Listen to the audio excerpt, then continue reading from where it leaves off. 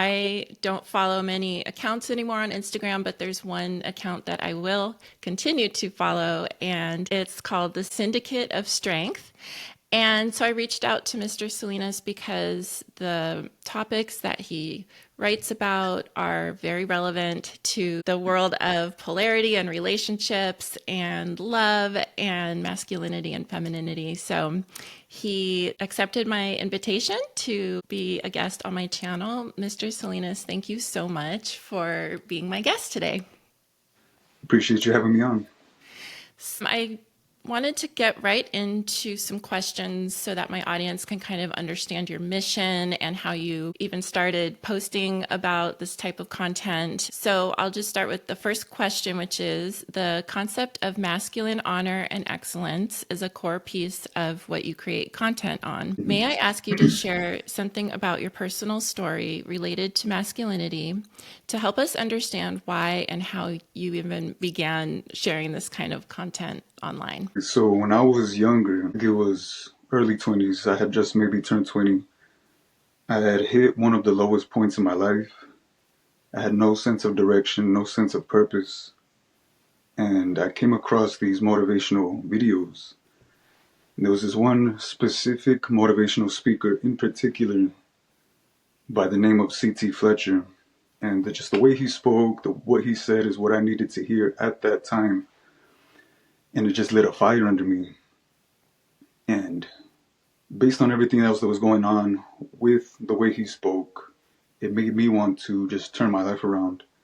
And I realized at that moment that that's what I wanted to do for other people. I wanted to speak life into people. I wanted to just get people fired up, just motivated, just inspired, just really get people going with my words alone. Like that was done for me. And so in an attempt to start doing that, I started creating the content that you see. And initially it was just meant to be motivational, inspirational content. Just a sort of, keep the fire going within you, the fighter spirit, the warrior spirit. And that's what I set out to do. And as I spent more time on the internet, I realized that there was this talk of masculinity, manhood, and I noticed that there was a lot of misinformation, a lot of misleading information. And so just based on what I was learning at the time about becoming a man and just aligning with, I was reconnecting at the time with my faith in Christ. And so I wanted to put out content that was aligned with biblical manhood to combat the sort of misleading, just garbage information and content that was out there. And so that's what I started to do. I realized that there was a sort of need for it. And then this basically got confirmed when there was mothers that reached out to me and they said that my content spoke to them and that they wanted to share it with their sons. And so from there, I sort of felt this responsibility to keep on continuing to put out the same content. So that's how I started. Wow.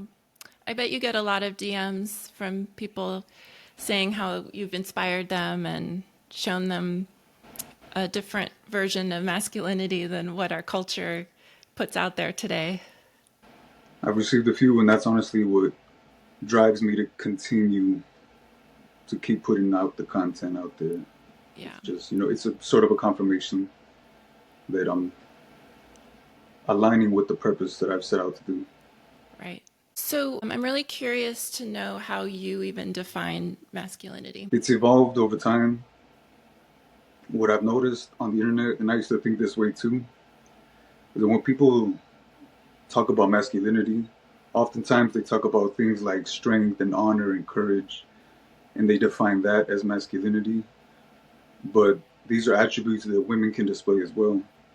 So they're not exclusively masculine. What I think people are referring to when they talk in that language is that what they're really referring to is virtuous manhood.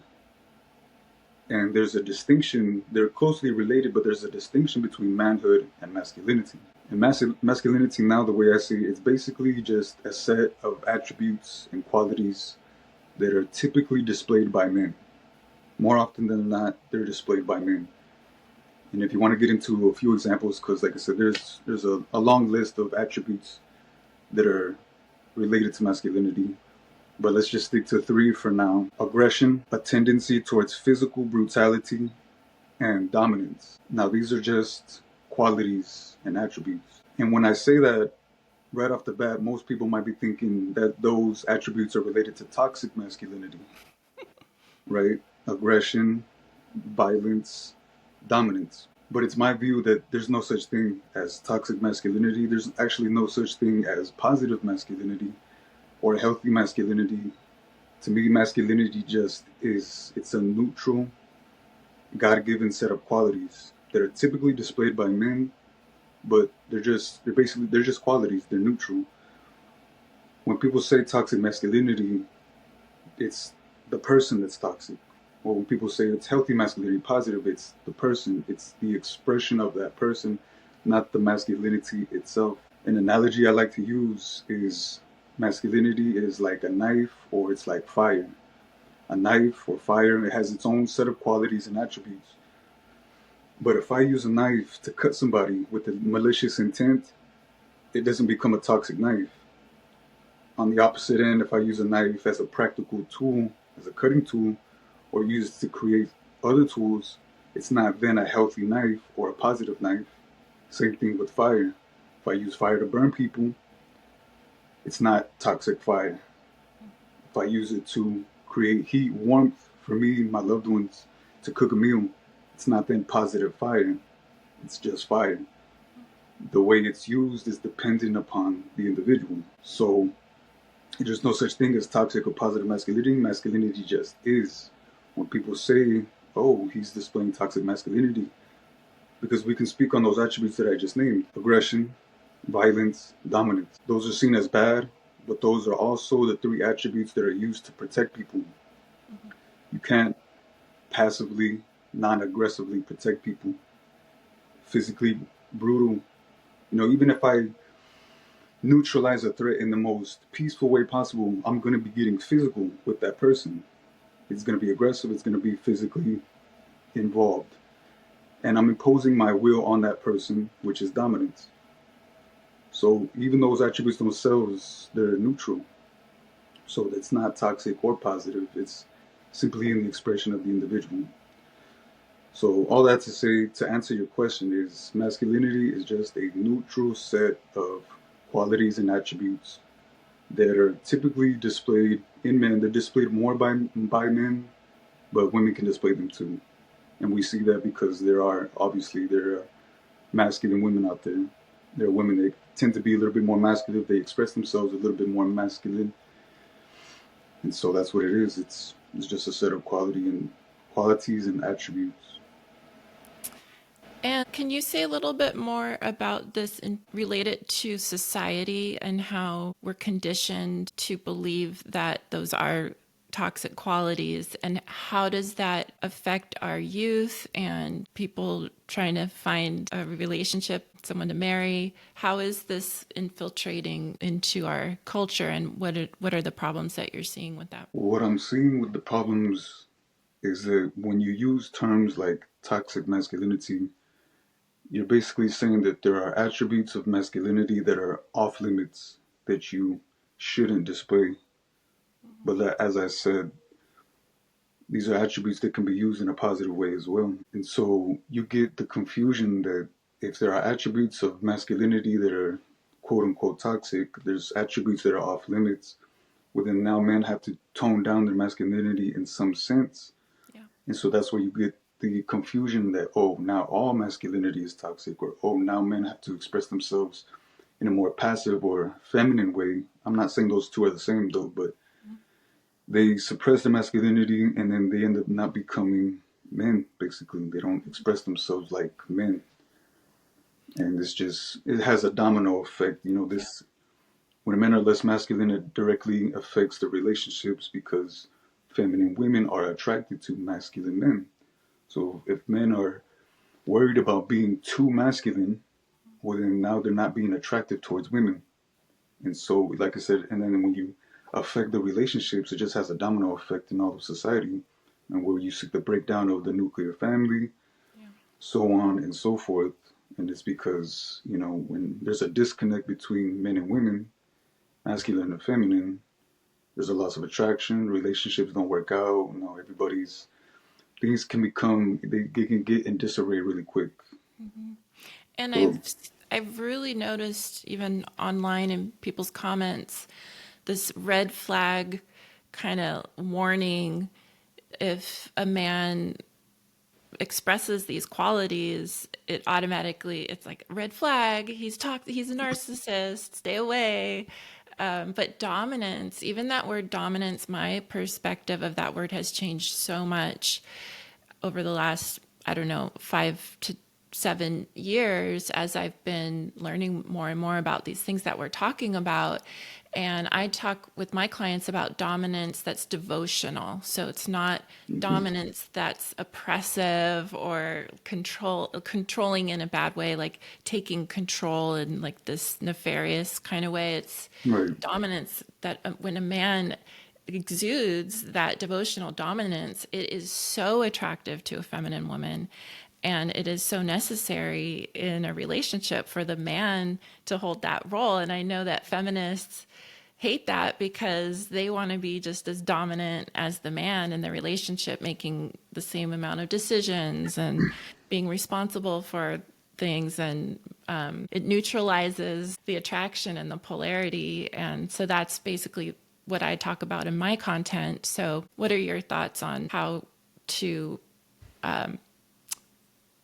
deal with that? Like, what would be the remedy for a couple or a woman listening to this right now and she's thinking, yeah, I really want that dominant devotional quality from my man, and she's realizing that she's been the one telling him what to do, teaching him, leading him in all these different ways. What's a first step that a woman like that could go in to shift this polarity? Hmm. That's a good question. I think, well, first off, it would be a woman understanding, you know, how to communicate in a feminine way and realizing that feminine strength is not the same as masculine strength, and just learning a little bit about polarity. Because, you know, a lot of oftentimes you see, you know, people talk about relationships, they talk about game, learning game, learning how to play the game, but that's more focused on, you know, just getting your foot in the door, or just hooking up, or just dating. But long-term relationships are like a dance. It's not a game, it's a dance. There's a give and a take. And typically in a dance between a man and a woman, there's a leader. And then there's one that receives the leadership. And typically the leader is the man. So when a woman wants to receive that leadership, that dominance from her man, well, she needs to just be receptive to what he has to offer and not try to be leading herself, controlling herself. You know, if you're with the man and you're dancing with the man and you try to lead him and you try to twirl him around, well, it's not going to work, right? Right. You need to, the women, as if they want to receive that from a man, if they want a man to be in his masculine dominant presence, his essence of that, then just allow yourself to kind of flow and just take a step back and allow your man to be instead of trying to control. Because I know you said there's a lot of women that try to control things, and I don't know, in a need for safety, because, you know, the feminine likes to feel safe. In a need for safety, there's this twisting of control. You know, they need to want to control everything to feel safe. And on the opposite end of that, you know, dominance can also be seen as that as well. This need for control to try and impose his will on either other people, his women. You know, this is like the inverted version of dominance, the tyrannical version of dominance. But the healthy expression of that in the individual, not the dominance itself, but the healthy expression of that is, like you said, devotion. It's just to take care. It's, you know, take control of the situation, not the person. I like that.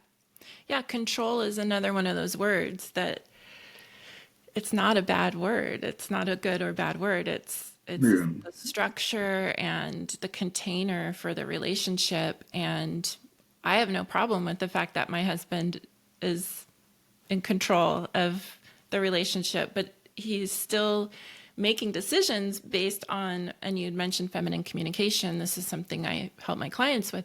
I share my needs and problems in a feminine way, and then he takes that into consideration to adjust his vision for the relationship or the decisions that he's making. But I love that safety that his control provides. And when a man isn't in control, when a man is out of control, doesn't have control over his emotions, and I know you've talked about this a little bit in your content too, so I'd love to hear more from you on this. When that emotional eruption happens, then the safety sometimes can just disappear because he doesn't even have control over his own anger, for example. And let's talk about anger, because anger can be very scary for some people. It can be a terrible, awful thing, like a sin for some people. So what's your perspective on anger? Anger can be a tool. You're playing with fire when you want to use anger in a effective sense. But anything could be, that's like any, pretty much any attribute, any emotion, any feeling, it can be used for something productive. And that includes anger. But what I think is okay, so the root of anger is often injustice or grief, or like, when people get angry, why? It's because either they feel like they've been wronged in some way, or they feel like they lack control. And often men, they don't feel comfortable expressing too much emotions other than anger, because it's the only emotion that men feel safe enough to express without being seen as weak. But even unbridled anger is weak. Yeah. If you're a man that gets uncontrolled with your anger, and you start punching walls and acting out like a kid, well, that's also seen as weak. But my take on anger is feel it, breathe through it, but you can be calm in your anger. And I've spoken on emotions, and every emotion that you can feel, and there's intensity behind it, even the most intense ones, you can breathe and become calm, still feel the emotion, and then direct the response of it. So when men are feeling angry, just take a moment to pause, take a moment to breathe, and then try to express that anger in a healthy way. Typically, the best way is physically, but do that in a productive way. Go do lift weights, go hit a punching bag, do something productive with the anger, Yeah. or focus it towards a goal. Like I said, anger can be rocket fuel that can project you towards a goal, but you have to focus it. And you can't focus it if you're not calm within the emotion. And so, Yeah. like I said, anger can be used as a tool for productive, good things, but you just have to not let it get the best of you. And I think the best way is that just pausing and breathing. Any emotion that you feel, especially anger, just pause and breathe for a while, a couple minutes, and then choose to act. Yeah, that's my guidance to women too when they're so frustrated and angry and there's just like all this emotion, and it sometimes comes out in this really dramatic way. And so I help my clients learn how to do what you said basically, which is to pause and breathe and then recognize that you feel angry, but also be curious about the feeling underneath that, because usually there's loneliness, sadness, there's something else underneath that. There's an unmet need. And so I guide my clients to learn how to realize and accept that they're angry, but when they communicate with their man, take it to the next level down, what's underneath that, because a lot of times the anger will come out as judgment, blame, criticism, and trying to tell him what to do and how to do it. And what are some other tips you might have for people who they kind of run on autopilot, like that anger that just comes out? Maybe that's a lifelong pattern. Maybe they saw their father acting that way, and so now they act that way. Because you talk about excellence, you talk about mastery. How do you take these concepts that are kind of abstract and practically utilize them and become more excellent and refined in some of these concepts? Okay, so talking about the concepts of mastery and excellence. Yeah, some of these concepts are philosophical and they're very deep and they're like age old archetypal kind of concepts. What I've found is that my audience really loves to have practical tools and tips and things so that they can integrate these broader concepts into actual day to day life. Okay, well, a lot of these things are personal. So excellence looks different for everybody. And I spoke on this not too long ago, but you always hear in, masculine content and content that is related to manhood, you often hear strive for greatness and strive for excellence, and but no one really ever says, well, what does that mean or what does that look like, right? Yeah. So practically you have to dial in what that means to you, because just like success, it's relative. You could have a successful business that only makes a certain amount of, a certain dollar amount a year, and to you that's successful because you are making money. But to someone else, they might look at it and you might not be making the dollar amount that they would see as successful. So success is relative, and so is greatness. So is excellence. It's relative. So I think pinpointing first and foremost what it means to you to be great, what it means to you to be excellent, and then strive towards that and just break it down. Maybe an example. Well, greatness for me means, impacting other people's lives. I don't think you can be great in any sense of the term without positively impacting other people's lives. And so, how would you do that? Well, you can either take the route that a lot of people are doing nowadays with social media, just start putting out content out there. Helpful, informational, inspirational, motivational. Just pinpoint what it means to you and just start in the smallest step you can think of. And that's what I did with this journey, basically, online. Like, I can speak to how I've done it, which was, in my idea, being great was impacting people's lives on a grand scale, speaking to a large audience of people and speaking life into them. And so initially I set out to do that in person. I wanted to be on stage, you know, and I have done that to a smaller scale, but I only got up to that point because I practiced in my car. I've never been a good speaker, and so I practiced in my car. And the way I held myself accountable was I forced myself. I told myself I have to put out a video every day. This was back when I first started making content. I told myself I have to put out at least one video every day of me speaking life into people, motivational content, which is what I initially set out to do. And so, as I said, I was never a good speaker, so I would practice and practice, and I would record myself, and I would do take after take after take until I felt comfortable enough to post something. And so that's how I started. And so eventually I just kept doing that, and over the years it built up. And so I've spoken on small stages to people, and I've done that, but now the greatness that I'm working towards realizing is just being able to do it through social media. I want to let the audience know that the link to Mr. Salinas' Instagram is going to be in the description. And any questions you have for him, please leave them in the comments because we might be able to do a part 2 of this. I hope that we can. So my next question is more, I want to get a man's perspective because most of my audience is women.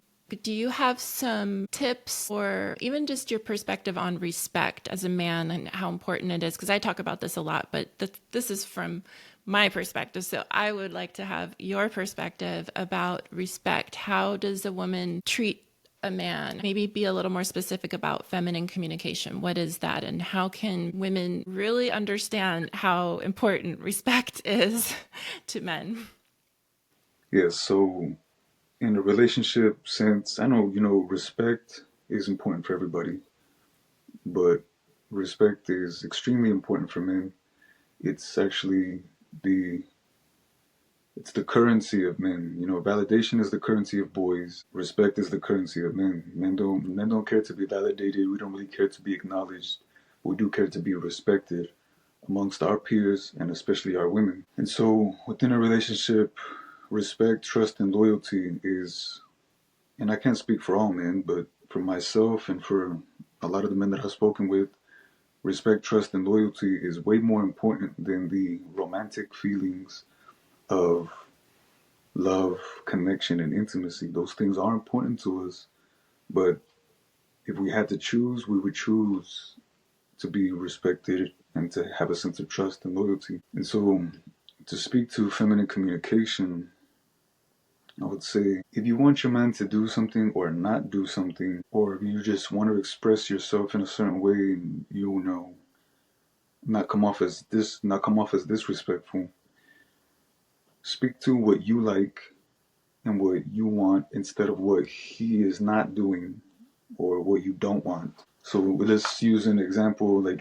taking out the trash. Like, you always hear about that. My man doesn't take out the trash and I would like him to do it more, and you always hear that, nobody wants to be nagged. Men women don't want to be the nagging woman and men don't want to be nagged either. So an example, practical example would be instead of telling your man, oh, you don't take out the trash, I don't like that you don't take out the trash.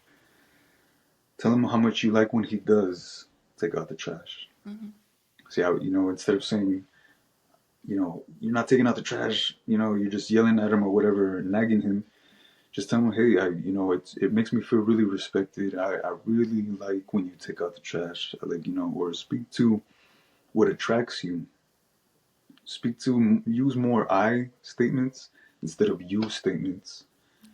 And I think that's really conducive to maintaining that respect in the relationship. I really love that. And sharing appreciation for my audience who are married, sharing appreciation for how hard he works to provide for the family. I mean, there's so many men who work so hard, and there's kind of like this entitlement that the women have that, well, he should work hard because that's what he has to do. He just has to work hard. And so they don't really show enough appreciation. So is that something that you've found as well, talking to men, that they don't get to hear the words like, I feel so taken care of by you.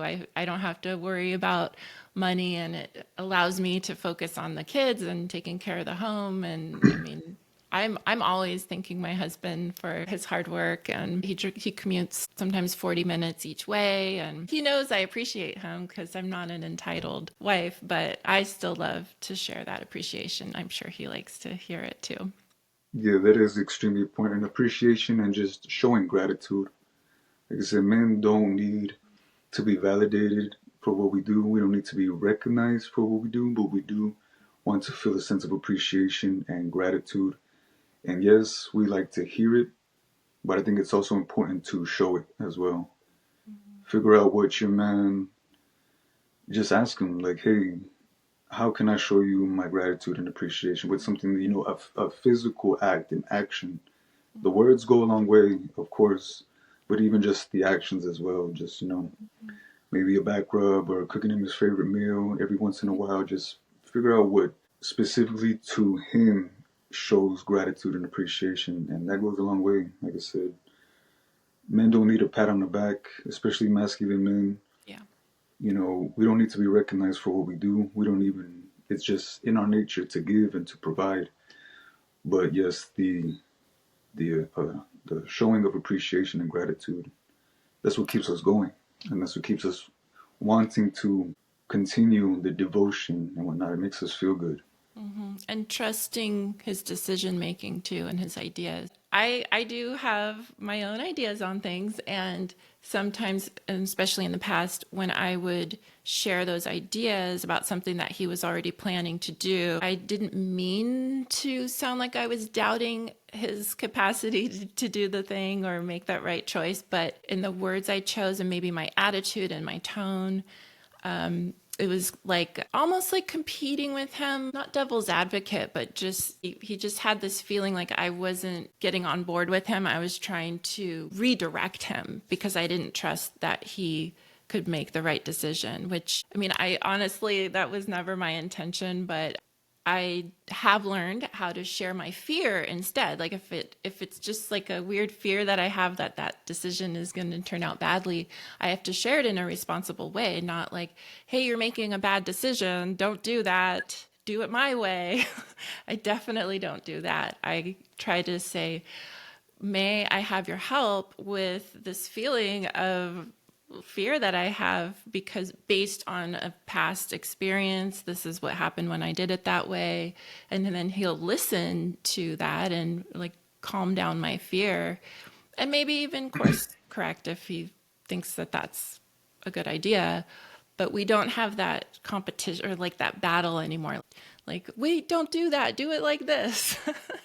So, can you say anything about trusting a man's decision making and how that is actually a form of respect? I think regardless of, you know, regardless of masculine or feminine communication, just communication in general, it's important that we own, like, you always hear that communication is important in relationships, and that is true. But what's just as important, if not even more important, is the comprehension of what's being communicated. You need to make sure that your man, whether you if you're communicating something to your man, make sure he comprehends what you are communicating. Because what you say, you need to make sure that he's actually hearing what you're saying.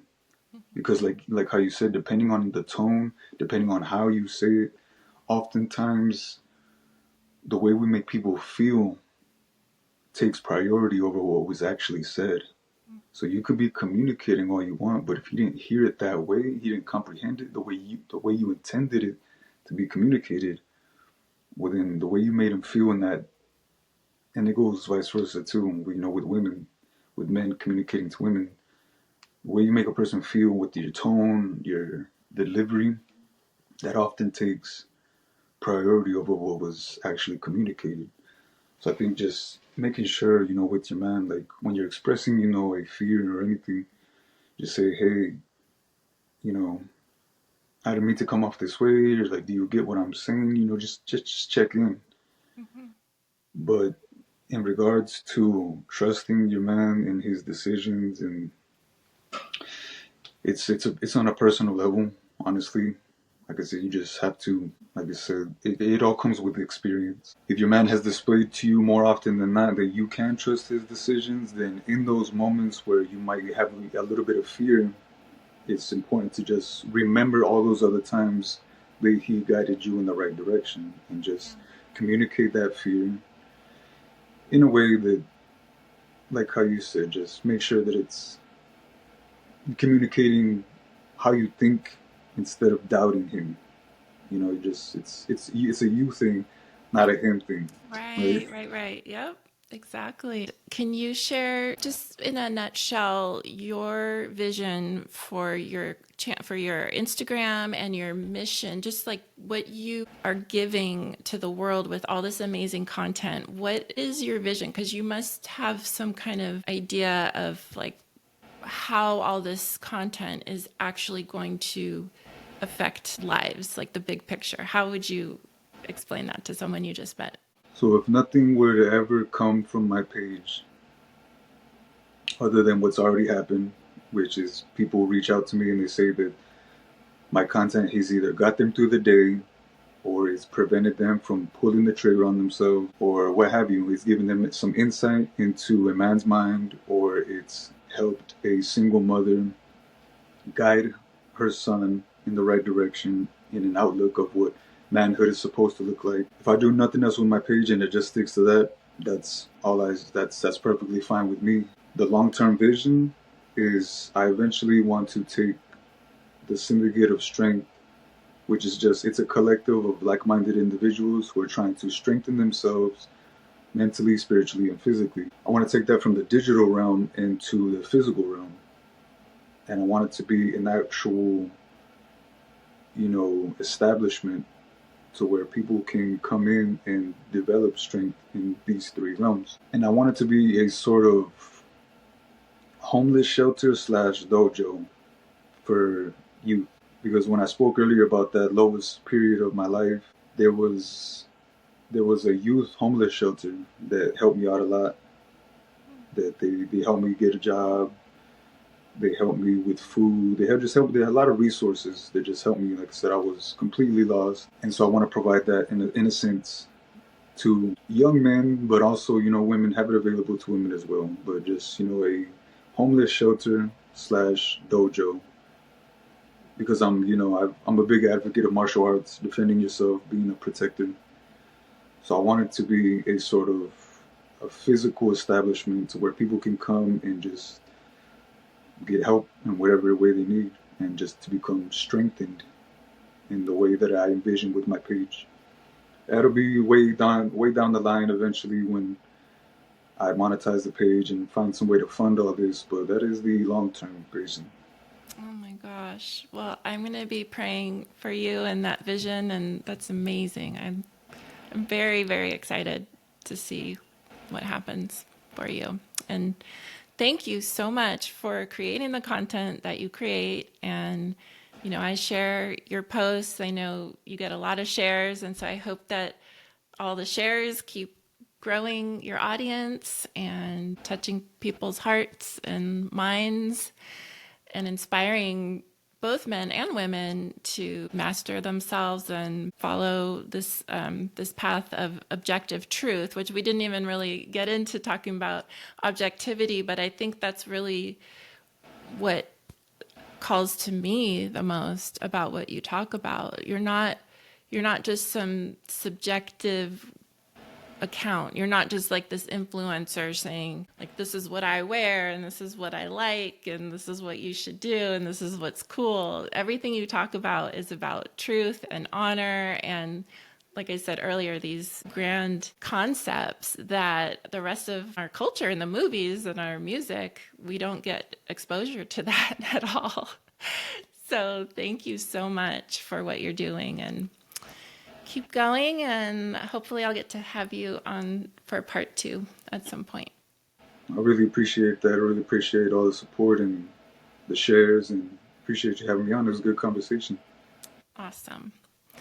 All right, everybody, thank you for watching, and don't forget to go to the description so you can get the link for Mr. Salinas's Instagram. And until next time,